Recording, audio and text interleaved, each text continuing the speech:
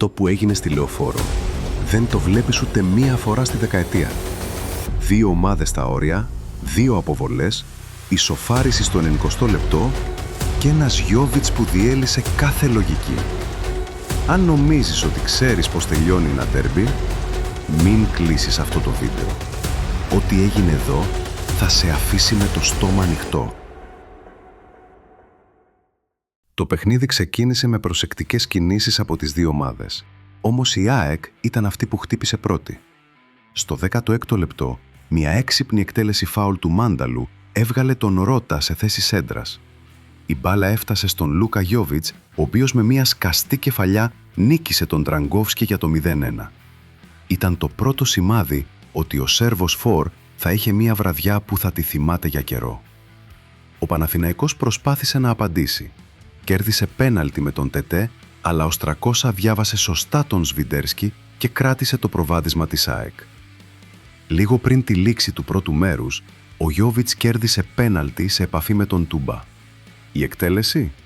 Ψύχρεμη, με Πανέγκα, κάνοντας το 0-2.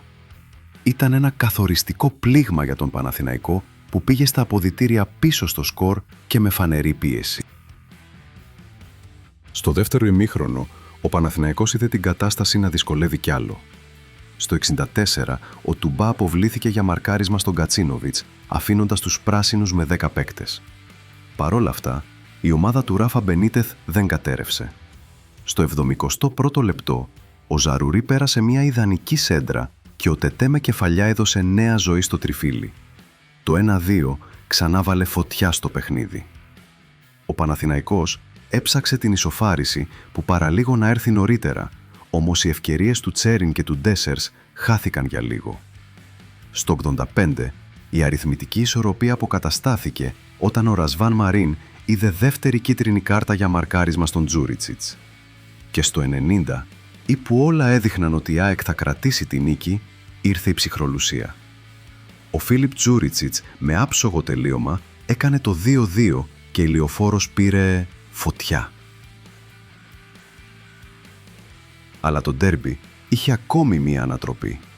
Στις καθυστερήσεις, ο Κοϊτά ανατράπηκε από τον Τραγκόφσκι και η ΑΕΚ κέρδισε πέναλτι. Ο Γιόβιτς ανέλαβε την εκτέλεση, νίκησε για τρίτη φορά την πράσινη άμυνα και ολοκλήρωσε ένα εντυπωσιακό χατρίκ γράφοντας το τελικό 2-3. Με αυτή τη νίκη, η ΑΕΚ ανεβαίνει στους 28 βαθμούς και διατηρείται στην τρίτη θέση. Ο Παναθηναϊκός, με ένα μάτς λιγότερο, μένει στους 18.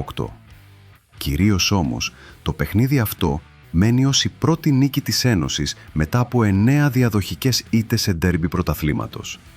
Ένα μάτς γεμάτο ένταση, σενάρια και στιγμές που το κάνουν ήδη κλασικό.